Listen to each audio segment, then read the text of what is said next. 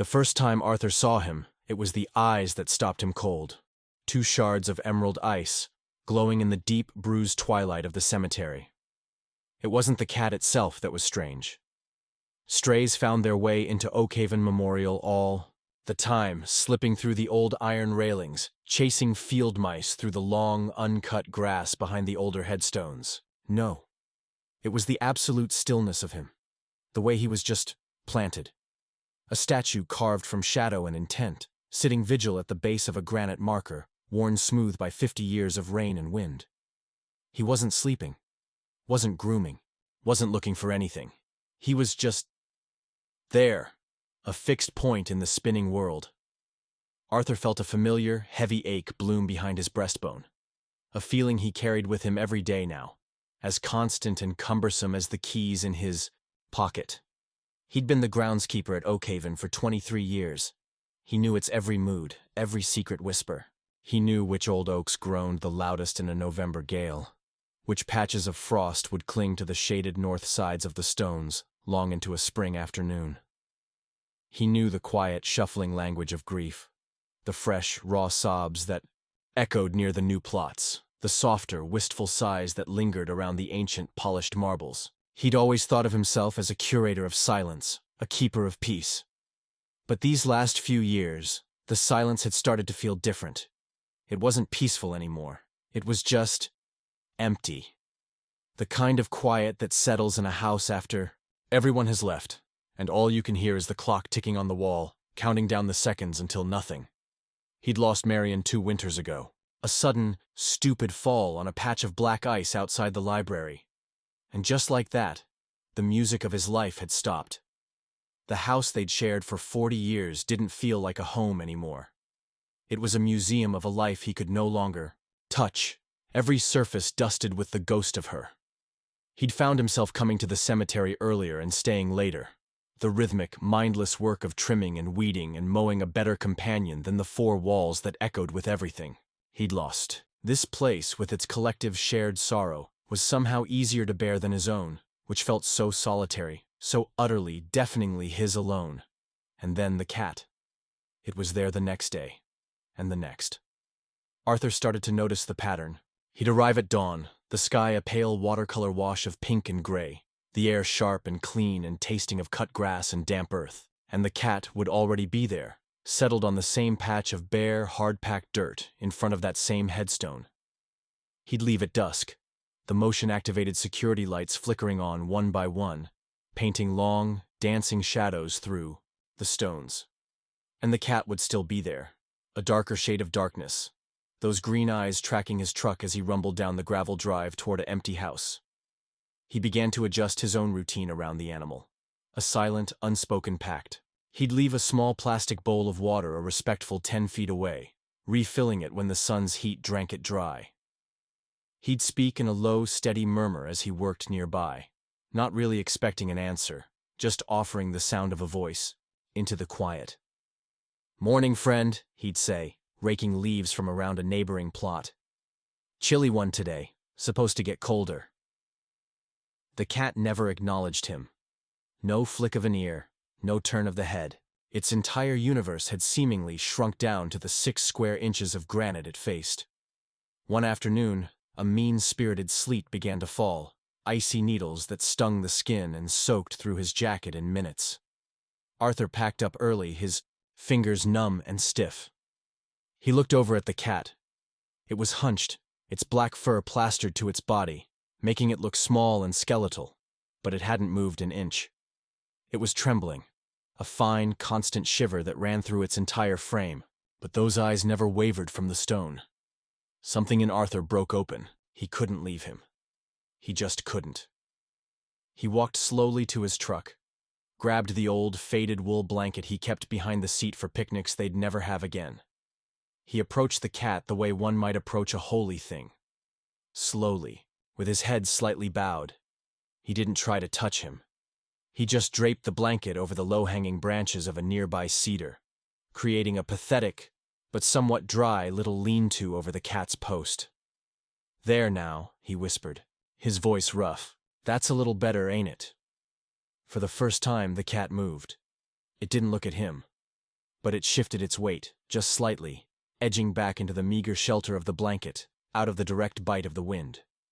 It was the smallest of concessions. But to Arthur, it felt like a miracle. He stood there for a long moment in the freezing rain, watching this creature accept his small offering, and he felt a warmth in his chest that had been absent for 2 long years. This wasn't just a stray. This was a soul in mourning. He recognized the posture. He saw it in the mirror every morning. He started bringing a second thermos of coffee and a tin of sardines. He'd open the tin, place it near the water bowl, and go about his work.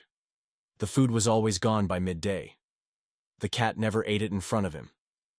Their relationship was one of absence and presence, of things quietly given and quietly received.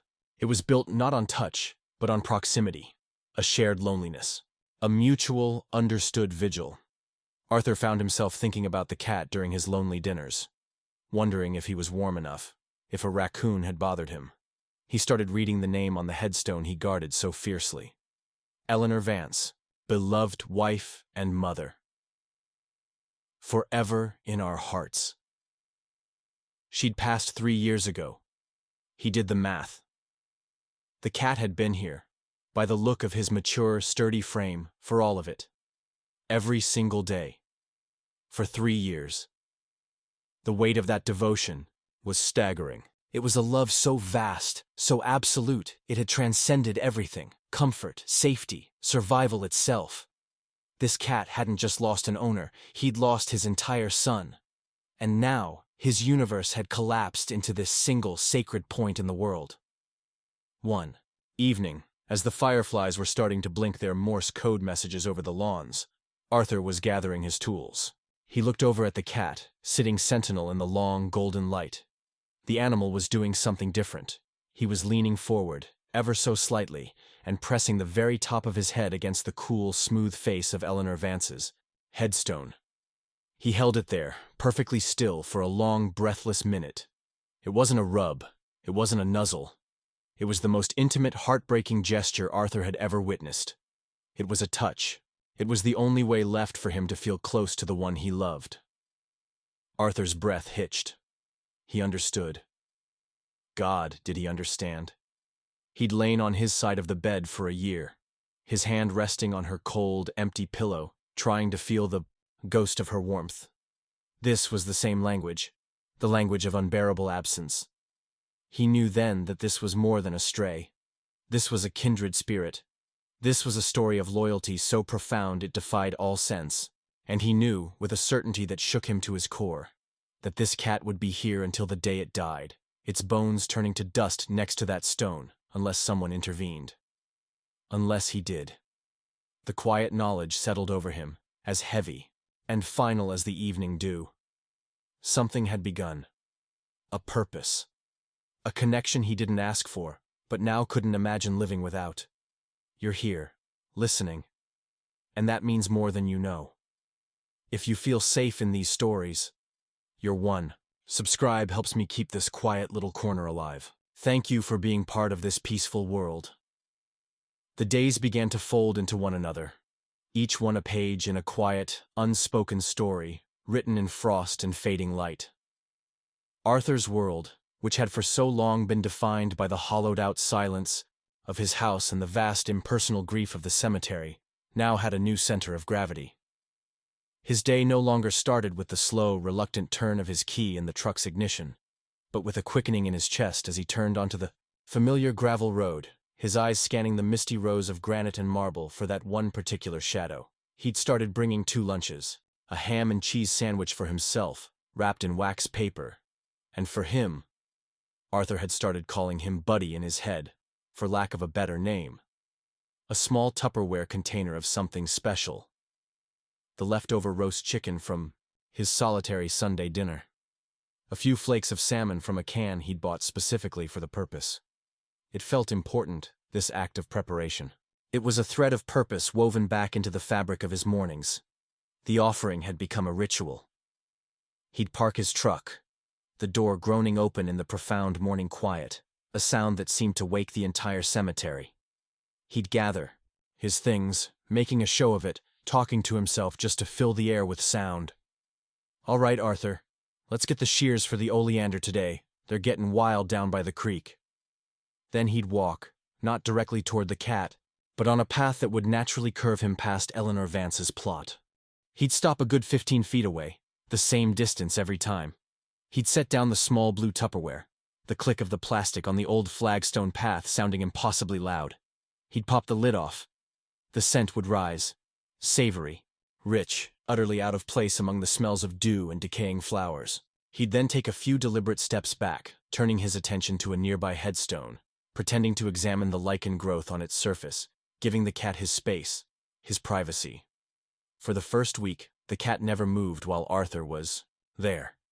He'd maintain his rigid, heartbreaking vigil, his back to the food, his gaze locked on the granite.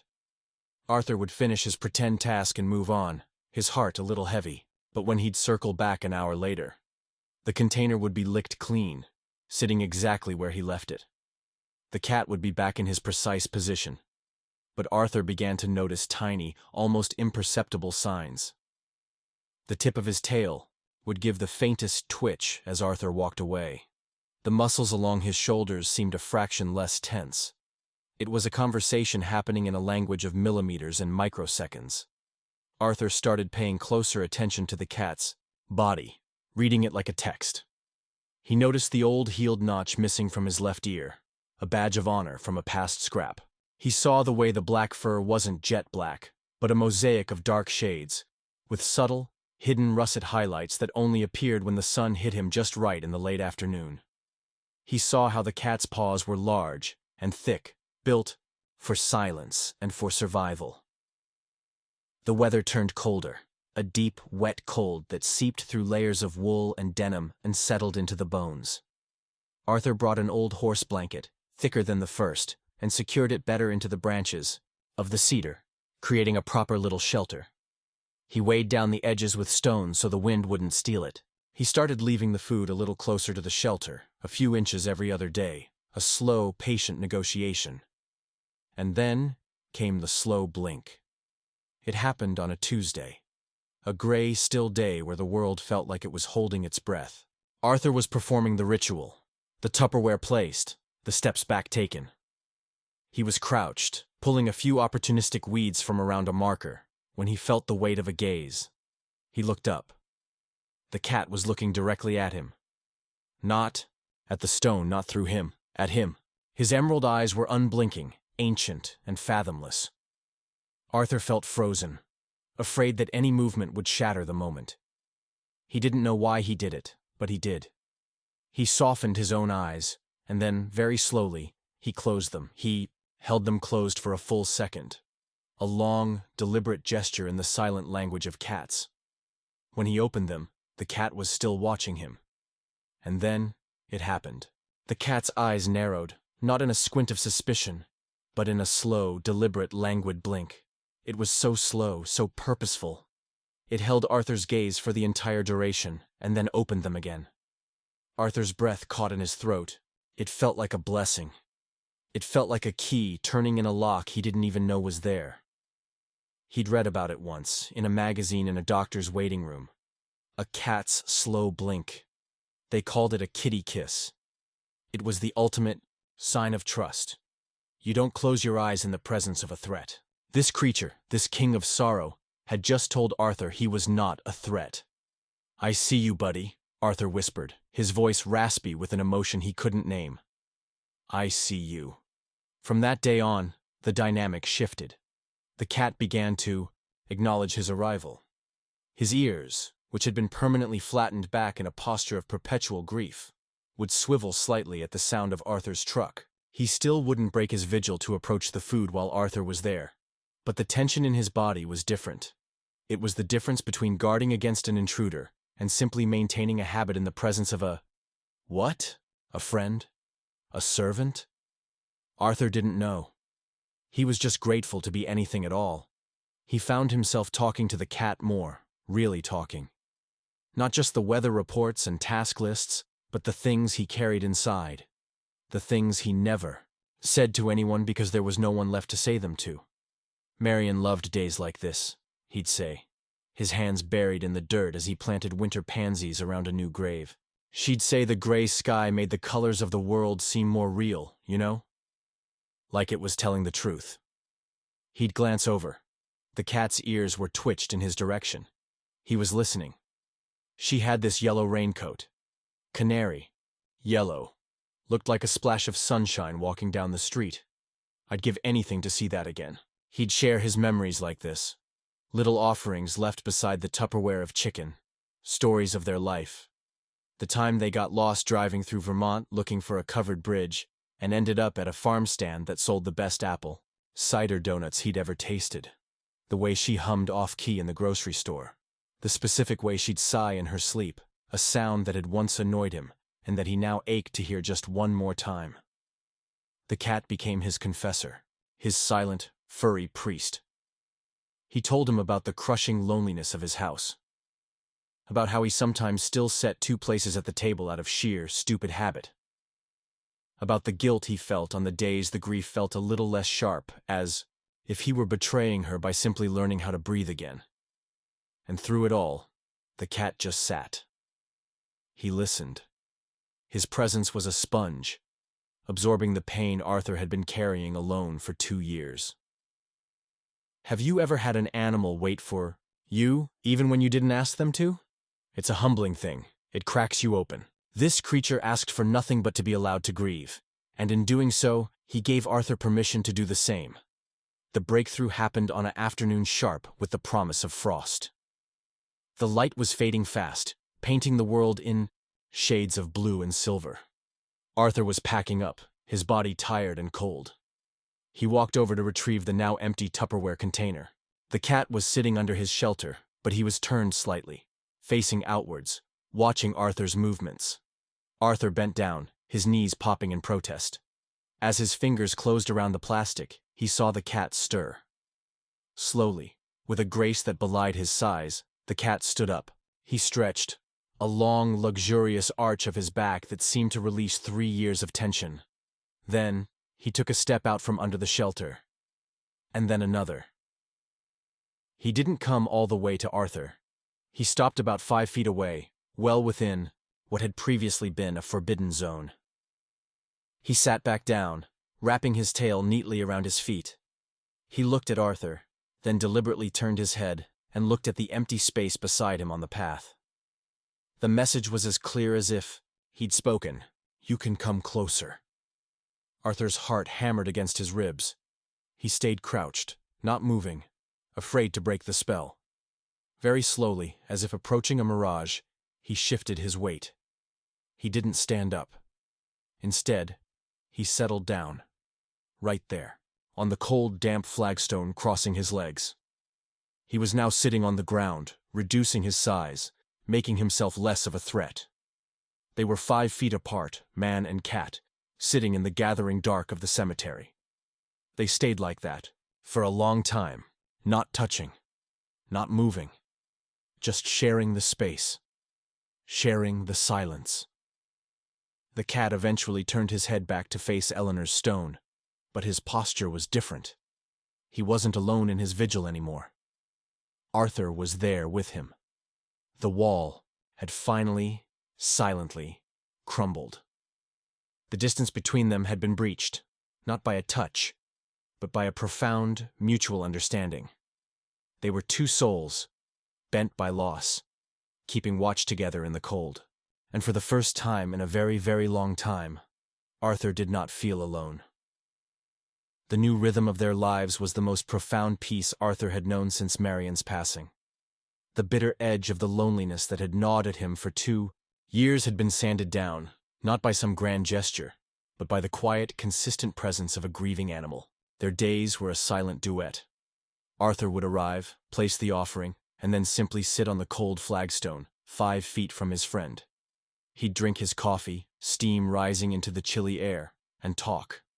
He told the cat whom he'd started, calling captain in his head, for the steadfast, unyielding command he held over his own grief, about the mundane details of his life, things he'd never dared voice aloud to the empty rooms of his house. The faucet in the kitchen sinks. "Got that drip again," he'd murmur, watching the cat's ears swivel minutely. "Sounds like a heartbeat in the silence." Drives me nuts. He'd sigh. Marion always knew how to fix it. She'd give it a whack with the handle of a screwdriver, just so, and it'd stop for 6 months. I'm too scared to try, afraid I'll break it clean off. The captain would listen, his green eyes often half-lidded, his body a relaxed loaf on the hard ground. He had started to anticipate Arthur's arrival. Arthur would see the tip of a black tail flick into view from behind Eleanor's headstone.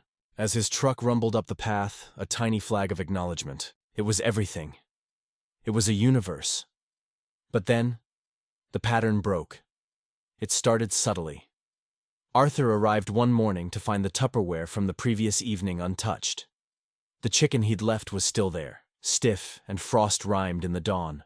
Light. A cold dread, sharp and immediate, seized Arthur's heart. His eyes flew to the shelter, empty. The familiar, stoic black form was not at its post. "Captain?" he called out, his voice thin and reedy in the vast quiet. The only answer was the caw of a distant crow. Panic, hot and irrational, flushed through him. He felt it like a physical blow to his chest. Had something happened? A coyote? Had the animal control finally taken notice? Had he just given up? The thought was a desolate plain opening up inside him. He couldn't lose this. Not this. He spent the morning working in a frantic, distracted haze, his eyes constantly scanning the tree line, the rows of stones, every shadow. Every rustle of leaves made him jump. The cemetery, once a place of peaceful ritual, felt suddenly menacing and full of absences. He was on his knees, pulling weeds with a frantic energy, when he saw it. A flicker of movement from the corner of his eye. He turned his head so fast his neck cracked. There he was. The captain was picking his way delicately through the headstones about 50 yards away. But he wasn't heading toward Arthur. He was moving with a clear, purposeful direction. Tail held low, body close to the ground, and he had something in his mouth. It was small and dark. Arthur squinted. It looked like a twist of fabric, maybe a discarded glove. The cat didn't look at Arthur. He beelined straight for Eleanor's grave, dropped the object carefully at the very base of the headstone, nudged it once with his nose, and then finally, only then, turned and looked directly at Arthur. It wasn't a look of greeting. It was a look of what? Solemnity. Purpose fulfilled. Then he walked over to the untouched Tupperware and began to eat, ravenously, as if he'd been on a long journey. Arthur stayed frozen, his knees sinking into the damp earth. The relief at seeing the cat safe was instantly eclipsed by a deep, thrumming curiosity. What was that? Why had he brought it here? He waited until the captain had finished eating and resumed his usual position, facing the stone, before he slowly approached. He didn't want to spook him or violate the sanctity of whatever this was. He crouched down a few feet away from the grave. The object was a woman's hair tie, the elastic kind wrapped in a faded black satin fabric. It was worn, a few strands of long gray hair still tangled in it. It was utterly ordinary, and yet, placed so deliberately at the base of this specific headstone, it felt like the most sacred of relics. Arthur left it there.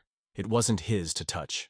The next day the captain was gone again at dawn. This time Arthur was waiting, his coffee gone cold in his hand, his anxiety a live wire. The cat returned just as the sun crested the old oak trees, painting the cemetery in long golden stripes. And again he carried something. This time it was a battered plastic bobber from a fishing line, its red and white paint chipped. He performed the same ritual. The careful placement at the base of the stone, the gentle nudge. Then, and only then, did he acknowledge the waiting food. And then Arthur. Day after day, it continued. The cat would vanish for a few hours in the early morning, or sometimes late in the afternoon. He would return, weary, his paws sometimes dusty, a single burr stuck to his tail, bearing these strange small tributes. A smooth gray riverstone, a single stark white feather, a piece of blue and white ceramic, perhaps from a broken cup. Each item was mundane, worthless to anyone else, but each was placed with a reverence that made Arthur's throat tighten. He began to dread the absences. The fear was a constant low hum in the background of his day. What if he didn't come back? What if this was the day his journey took him too far, into the path of a car, into a fight with a bigger animal? The captain was looking leaner, despite the food Arthur provided. This mission of his was taking a physical toll. Arthur's worry was a knot in his stomach that never quite loosened. This fragile connection, this thing that had become the central pillar of his own healing, felt precarious. It was built on the behavior of a creature governed by a loyalty Arthur could barely comprehend. He found himself talking less about his own grief and more about the mystery. "Where do you go, old man?" he'd whisper, as the cat sat grooming himself after a meal. "What are you looking for out there?" The cat would just blink his slow, deliberate blink, guarding his secrets. The gifts became more personal, more specific. One afternoon, the cat returned with something that made Arthur's blood run cold. It was a tarnished silver thimble. Marion had collected thimbles. She had a whole display of them on a little shelf in her sewing room. Arthur had packed them all away in a cardboard box in the basement, unable to look at them. Seeing this one, dented and dirty, placed so carefully on the grave of another man's wife, felt like a message from another world. It was too specific to be a coincidence. It felt directed. Do you think animals know when we're at our lowest? He'd thought it was about comfort, about the simple, warm presence of another living thing. But this was different. This was active. This was purposeful. This cat wasn't just sharing his grief. He was trying to communicate it. He was building a shrine, not just out of random junk, but out of artifacts, out of memories. The shift happened on a day thick with the promise of rain. The air was heavy and wet, and the sky was a sheet of low, leaden clouds. Arthur had a bad feeling. A nervous energy was coming off the captain in waves. He hadn't settled after his morning return, where he'd deposited a single perfect pine cone. He was pacing, a short, restless path in front of Eleanor's stone, his tail twitching, his ears flicking at every sound. He'd stop, look intently at Arthur, then look away toward the northern edge of the cemetery, toward the old, crumbling stone wall that separated Oakhaven from the surrounding woods. And, beyond that, the town's sleepy suburban streets. He did this over and over. Look at Arthur, look toward the wall, look back. It was so utterly out of character for the usually stoic animal that Arthur felt his own anxiety spike. "What is it?" Arthur asked, standing up. "What's out there?" The cat stopped pacing. He stared at Arthur, and for the first time, he made a sound. It wasn't a meow. It was a low, urgent chirp, a sound full of intention. Then he turned and took a few decisive steps toward the northern wall. He stopped, looked back over his shoulder directly at Arthur, and chirped again. The meaning was unmistakable. It was an invitation, a summons. The cliffhanger wasn't in a sudden event or a dramatic reveal. It was in that look. It was in the silent, pleading communication in the cat's emerald eyes. The routine, the peaceful vigil, was over. Something had changed. The captain was no longer just waiting. He was asking for help, and he was asking Arthur to follow him. The chirp hung in the damp, heavy air, a sound so alien coming from the captain that it seemed to momentarily stop the world. It wasn't a sound of this place, of granite and silence and dust. It was a sound of life, of urgency, of a story demanding to be told. Arthur stood frozen, his pruning shears hanging forgotten in his hand. The cat took another few steps toward the northern wall, his black tail a question mark against the gray day. He stopped again, turning his head, those luminous green eyes, pinning Arthur to the spot. Another chirp, sharper this time, edged with an impatience Arthur had never seen in him. This wasn't a suggestion. It was a plea. Every rational bone in Arthur's body screamed at him to stay put. This was his domain, this ordered, quiet world of the dead. Beyond that old stone wall was the world of the living, a world of speeding cars, barking dogs, strangers, who asked questions he didn't want to answer, a world he had carefully walled himself off from. To follow this cat felt like crossing a boundary he had spent 2 years building, brick by painful brick. But the look in the captain's eyes, it wasn't just impatience. It was a deep, profound weariness, a loneliness that mirrored his own. This creature had shared his grief with Arthur, had sat with him in the cold and listened to his stories. He had offered his silent comfort. Now, he was asking for something in return. He was asking Arthur to see. "All right," Arthur heard himself say, his voice a dry rustle. "All right, Captain. I'm coming." The words felt monumental. He dropped the shears into his tool bucket with a clatter that was obscenely loud. He left his truck, his thermos, his lunch, all the anchors of his daily routine right there. He was stepping out of his life and into the cat's. The captain moved instantly, not with his usual regal slowness, but with a liquid, determined grace. He slipped through a gap in the old stone wall where a few rocks had tumbled away, disappearing from view. Arthur's heart hammered against his ribs as he hurried after him, his work boots slipping on the wet grass. He squeezed through the gap, the rough stones snagging on his jacket, and stumbled out into the world. It was a different universe. The hushed reverence of the cemetery was replaced by the mundane sounds of a waking town. A car door slamming a street over, the distant whine of a lawnmower, the shout of a child. It felt too bright, too loud, too much. The captain was already 20 yards ahead, trotting along the edge of a cracked sidewalk, not hiding, but moving with a purpose that made it clear he knew exactly where he was going. He was a black slash of intention against the dull concrete. Arthur followed, feeling exposed and foolish. What was he doing? A 70-year-old man chasing a cat through a suburban neighborhood. If any of the neighbors looked out their windows, they'd see a spectacle.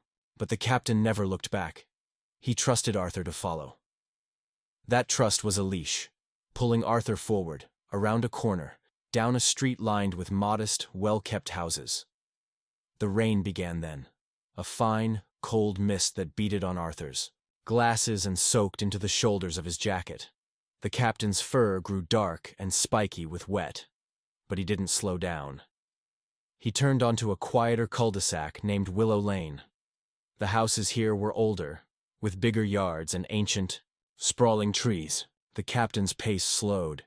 His body language changed.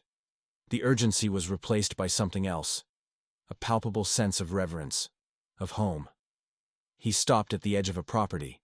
The house was a quaint blue Victorian with white trim, a little worn around the edges, but loved.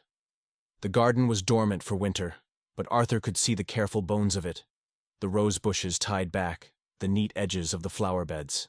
A ceramic bird bath, chipped on one side, sat under a bare-limbed maple tree. This was not a random house. The captain sat down on the sidewalk, just outside the low picket fence that enclosed the front yard. He wasn't looking at the house. He was looking at Arthur, as if waiting for him to understand. And then it clicked. The hair tie, the thimble, the bobber, the riverstone. They weren't random treasures. They were memories. They were things that had once belonged to here, to the life that had been lived inside that blue house, the life that had ended 3 years ago. The captain wasn't just a stray who had chosen a grave. He was a ghost, haunting the edges of his own past. He was making a pilgrimage every single day, from the place where Eleanor's body lay to the place where her life had been. He was collecting the scattered pieces of her, of their life together, and he was carrying them, one by one, across town to lay them at her feet.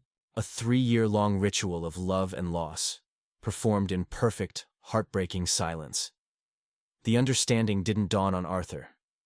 It crashed into him. It was a physical blow. He staggered, his hand flying out to brace himself against the rough bark of an oak tree on the nature strip. The air left his lungs in a rush, not a gasp, but a soft, broken moan. Tears, hot and immediate, welled in his eyes, blurring the blue house into a smear of color. He struggled to breathe, the weight of it all, the sheer, monumental fidelity of this small creature, pressing down on him, crushing him, 3 years, through blizzards and heat waves, through hunger and thirst, through the terrifying noise of the world, every day, a journey of over a mile each way, to bring her pieces of home. Because he didn't understand death. He only understood that she was gone from their home, and he had found her in that other, quieter place. So he connected them. He built a bridge of trinkets and treasures between the world of the living and the world of the dead. Arthur slid down the trunk of the tree, landing heavily on the wet grass of the nature strip. He didn't care about the damp seeping through his pants. He didn't care who saw him. He buried his face in his hands, his shoulders shaking with silent, wrenching sobs. He cried for the captain's unwavering love. He cried for Eleanor Vance, who had been so loved that her absence created a force of nature in the shape of a cat. He cried for Marion, and the hopeless, stationary grief he had built for himself, a shrine of inaction and silence. He had just been visiting his pain, wallowing in it. The captain had been tending to his. He cried until he was empty, until the tears were gone, and all that was left was a raw, hollowed-out awe. He finally looked up, wiping his face with the back of a trembling hand. The rain had softened to a drizzle. The captain was still sitting there watching him. He had given Arthur this truth. He had led him here to see the entirety of his devotion. Slowly, Arthur pushed himself to his feet. His legs felt weak, but his resolve was iron. He walked toward the cat, each step feeling sacred. He didn't stop at the sidewalk. He opened the little gate of the picket fence, its whine a familiar sound in this story he now knew. He walked into the yard, right up to the front porch. There was a worn welcome mat, a pair of gardening clogs still caked with dry mud, a hummingbird feeder, long empty. He turned and looked back at the captain. The cat had risen. He was standing now, just on the other side of the fence. He was watching Arthur, waiting. Arthur knelt down in the wet grass, right there in the front yard of a stranger's house, and he opened his arms. It was an invitation, a surrender. For a long moment, nothing happened. The captain just looked at him, the rain matting his fur. Then, with a softness that belied his journey, he pushed through the gate. He didn't run. He walked slowly, purposefully, across the cut grass. He walked past the rose bushes, past the bird bath, his eyes never leaving Arthur's. He walked right up to the kneeling old man. He didn't rub against him. He didn't meow. He pressed the entire length of his damp, sturdy body against Arthur's chest, burying his head into the hollow of Arthur's neck. A deep, thunderous purr erupted from him, a vibration so powerful it shook Arthur to his core. It was the sound of an engine finally allowed to rest after a long, long journey. It was the sound of trust. It was the sound of a burden, finally, being shared. Arthur wrapped his arms around the cat, holding him tightly, feeling the purr rattle through his own bones, feeling the rapid, steady beat of the captain's heart against his own. He held the living, breathing proof of a love that death could not extinguish. The cat had brought him here, to the source of the grief, to show him that love wasn't about staying in one place and mourning. It was about the journey. It was about carrying the memory, however you could, for as long as you could. He finally saw what the cat had been trying to tell him all along. This wasn't a story about refusing to leave a grave. It was a story about never leaving. Period. The walk back to the cemetery was a silent watercolor procession through the misty rain. Arthur carried the captain the entire way, not because the cat couldn't walk, but because it felt necessary. The animal was a warm, purring weight against his chest, a grounding presence as the world Arthur thought he knew rearranged itself around him. He felt the captain's breath, steady and deep, against the side of his neck. The purr had softened to a contented rumble, a motor idling after a long, hard run. He was spent.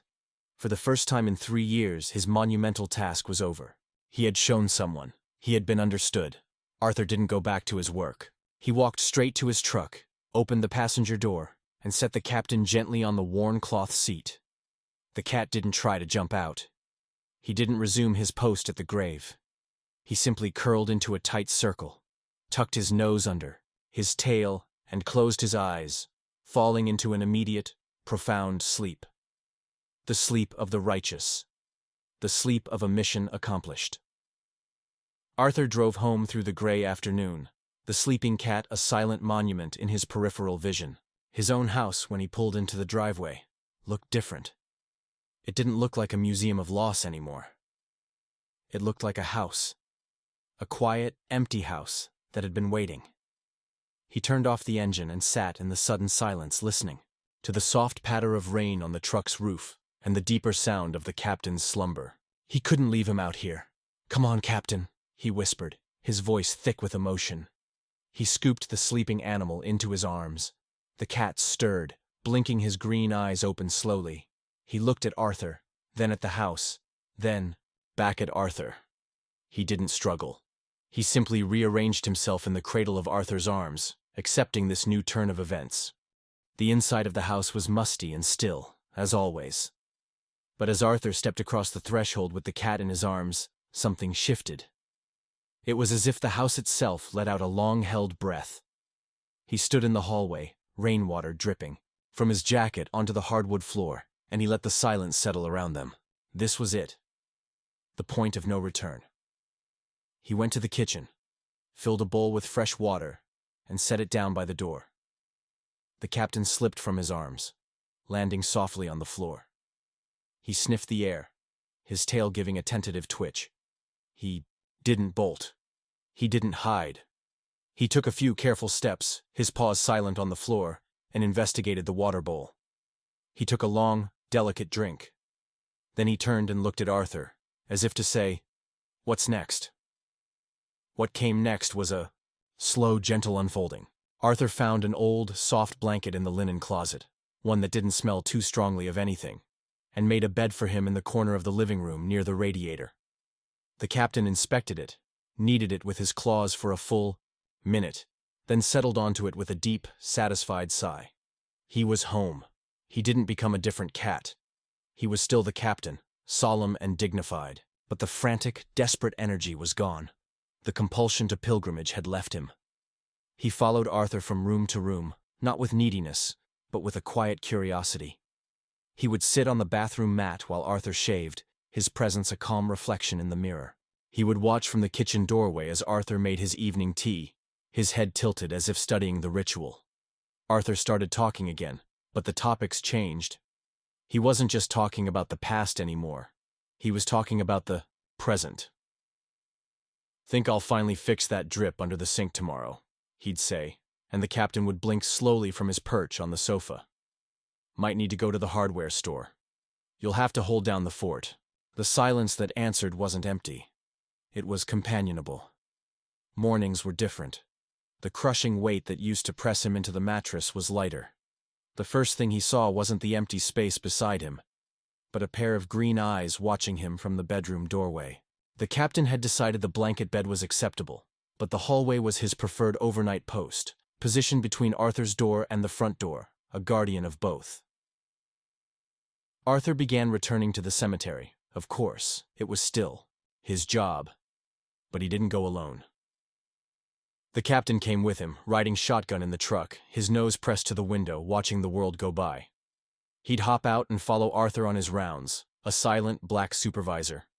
He would always make his way to Eleanor's grave. He would sit there for a time, sometimes for a few minutes, sometimes for an hour.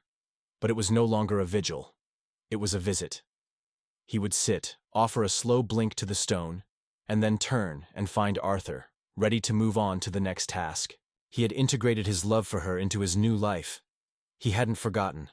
He had simply continued. Arthur found himself doing the same. He started talking about Marion in the present tense, in stories that celebrated her life instead of just mourning her absence. "Marion would love this cat," he told a fellow groundskeeper one day, and the man just nodded, not knowing the half of it. He started playing music in the house again, the old jazz records she loved.